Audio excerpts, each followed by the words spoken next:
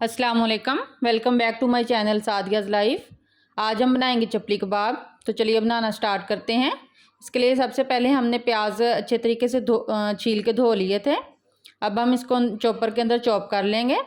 आप चाहें तो आप छुरी की मदद से हाथ से भी काट सकते हैं। मैंने चॉपर के अंदर चॉप किए हैं, चॉपर में ज़रा जल्दी हो जाते हैं। अब जो चॉप किए हुए प्याज हैं हम इसको अच्छे से निचोड़ के पानी इसका निकाल देंगे ताकि कबाब टूटे ना। अब मैंने बीफ का आधा किलो कीमा लिया है। अब हम इसके अंदर 2 से 3 चॉप किए हुए प्याज डालेंगे। इसके बाद हम इसके अंदर कुटा हुआ लहसुन डालेंगे।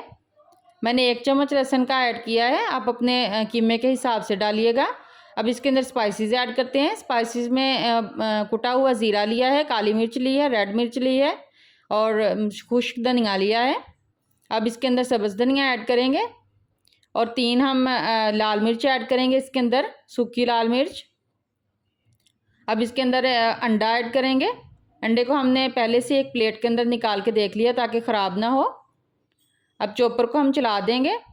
तकरीबन हम 2 से 3 मिनट के लिए चॉपर को चलाएंगे ताकि अच्छे तरीके से कीमा रेडी हो जाए। अब हम इसको एक प्लेट के अंदर निकाल लेंगे और ऐसे प्लेट के अंदर फैला के इसके अंदर होल से बना देंगे और तकरीबन 10 मिनट के लिए हम फ्रिज के अंदर रख देंगे ताकि कीमा अच्छे से रेडी हो जाए। अब हम इसको कोई सी भी शेप दे के इसके ऊपर टमाटर लगा के इसको फ्राई कर लेंगे।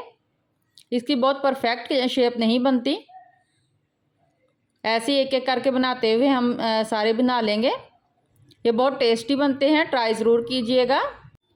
अगर आपको लगे कि कबाब अच्छे तरीके से इसकी शेप नहीं आ रही तो आप इसके अंदर बेसन ऐड कर सकते हैं या चने पीस के आप ऐड कर सकते हैं।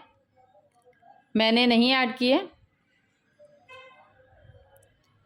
अब इसको लो आंच पे हम इसी तरह फ्राई कर लेंगे पलट के।